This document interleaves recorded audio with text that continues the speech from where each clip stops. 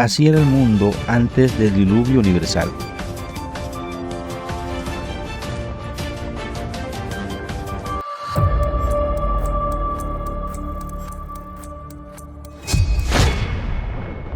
Existió un mundo y una humanidad totalmente distinta a la que conocemos antes del gran diluvio universal.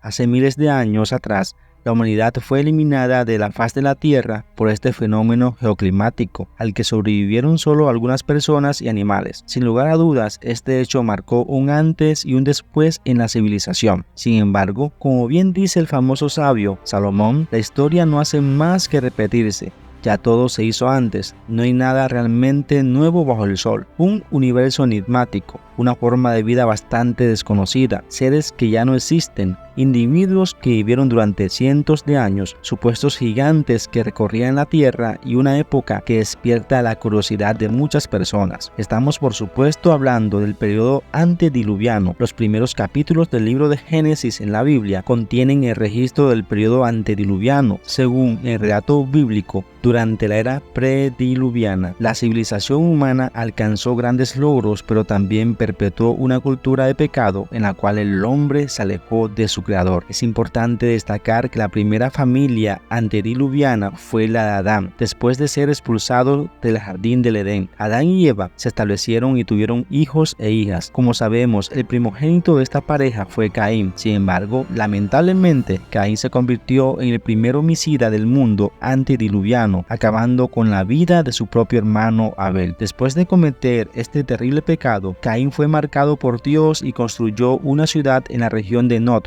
Según se relata en Génesis 4:16, esta ciudad antediluviana es mencionada como la primera ciudad en la Biblia. Contrariamente a las teorías no bíblicas, las escrituras según Génesis 1 afirman claramente que el hombre fue creado por Dios como un ser racional y moralmente capaz.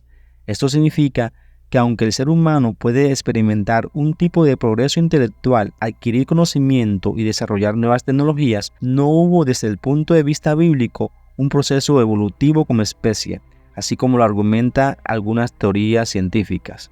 Esto es evidente cuando analizamos los relatos bíblicos sobre el periodo antediluviano como se mencionó. Caín, el primer ser humano nacido en la tierra, y quien ya poseía habilidades suficientes para construir una ciudad, sus descendientes fueron responsables de grandes logros como Jabal y Tubal Caín. Esta sociedad primitiva aprendió a vivir en tiendas, criar rebaños de animales, desarrollar las artes musicales a través de instrumentos y trabajar con cobre y hierro para forjar herramientas, así como se detalla en Génesis 4, entre los capítulos 17 al 22. Posteriormente, en la época de Noé, la Biblia muestra que él tenía la capacidad y los recursos necesarios para construir un gran arca según las instrucciones divinas. Aunque la Biblia no brinda muchos detalles sobre este periodo, es evidente que en el mundo antiguo hubo un considerable avance tecnológico y cultural. No se sabe a ciencia cierta cuál fue la duración del periodo antediluviano, pero es importante recordar que aunque no sabemos exactamente cuánto tiempo duró la era prediluviana, sin duda alguna el lapso entre Adán y el diluvio fue mucho mayor que desde el diluvio hasta nuestros días. Esto significa que el periodo histórico descrito en los primeros capítulos del libro de Génesis antes del diluvio es mucho más extenso que el resto de la historia bíblica. Se han realizado muchos intentos de datar este periodo, pero no se han tenido logros significativos. De hecho, el único registro que proporciona alguna información cronológica es la lista genealógica en Génesis 5. Sin embargo, es imposible establecer fechas precisas basándose en este registro, simplemente porque ese no es su propósito, al igual que no es el propósito en ninguna genealogía bíblica. A pesar de todo esto, y basándose en la lista genealógica en Génesis 5, los estudiosos pueden observar que el progreso significativo experimentado en el mundo antediluviano probablemente estuvo relacionado con la longevidad de las personas. En aquel tiempo solo había un idioma y también Dios permitió que los seres humanos vivieran cientos de años. Esto sin duda desempeñó un papel fundamental en el desarrollo tecnológico de este periodo y en la transmisión de información. La Biblia relata que el estilo de vida pecaminoso adoptado por Caín se propagó rápidamente por el mundo antediluviano. Por ejemplo, Lamec, un descendiente de Caín,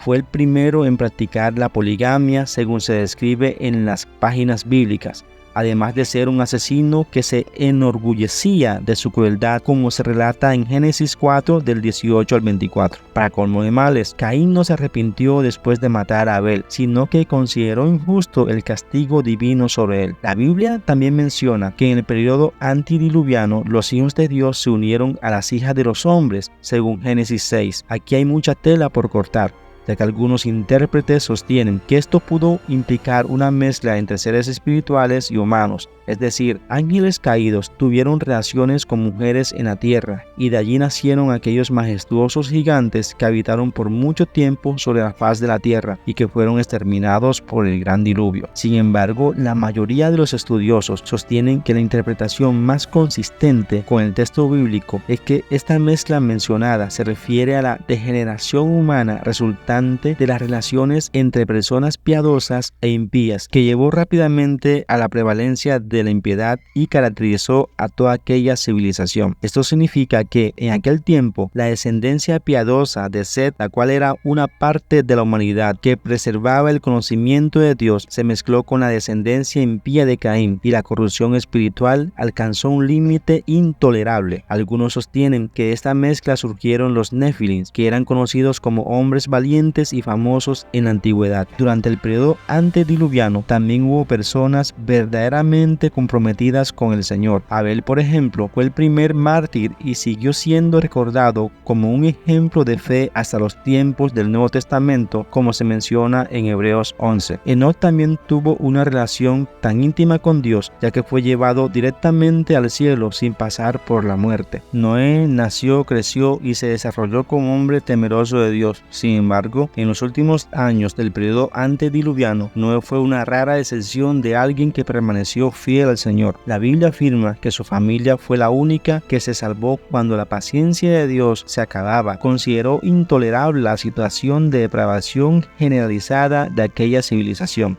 De esta manera, el periodo antediluviano llegó a su fin con la manifestación de la ira de Dios y la destrucción de la tierra. En el Nuevo Testamento, el apóstol Pedro describe el fin de la historia antediluviana de forma clara con estas cosas. El mundo de entonces fue destruido por el diluvio según la segunda carta de Pedro en el capítulo 3. El comportamiento de la humanidad es el mismo que había antes del diluvio y las consecuencias serán las mismas. Ya no será con otro diluvio, porque no será de esa manera como Dios castigará la desobediencia, pero habrá un castigo y debes saber que eso es indudable. Para esto hay que ver lo que dice Génesis 9. Estableceré mi pacto con ustedes y no volveré a exterminar a ningún ser con aguas de diluvio, ni habrá otro diluvio que destruya la tierra. Este versículo bíblico no dice que Dios nunca más volverá a juzgar y castigar la tierra. Dice que establecerá un pacto con un grupo de personas y que no habrá otro diluvio. También Dios le dijo a Noé que demandaría la sangre humana derramada sobre la tierra. Jesús fue muy claro sobre su segunda venida, según se relata en Mateo 24:37 al 39. Mas como los días de Noé, así será la venida del Hijo del Hombre, porque como los días antes del diluvio estaban comiendo y bebiendo, casándose y dando en casamiento, hasta el día en que Noé entró en el arca, y no entendieron hasta que vino el diluvio y se los llevó a todos. Así será también la venida del Hijo del Hombre. Estas historias nos invitan a reflexionar sobre nuestra propia caminata espiritual. Nos desafían a buscar una relación íntima con Dios, a ser ejemplos de rectitud en medio de una cultura impregnada por el pecado y a compartir el amor y la verdad divina con aquellos que nos rodean.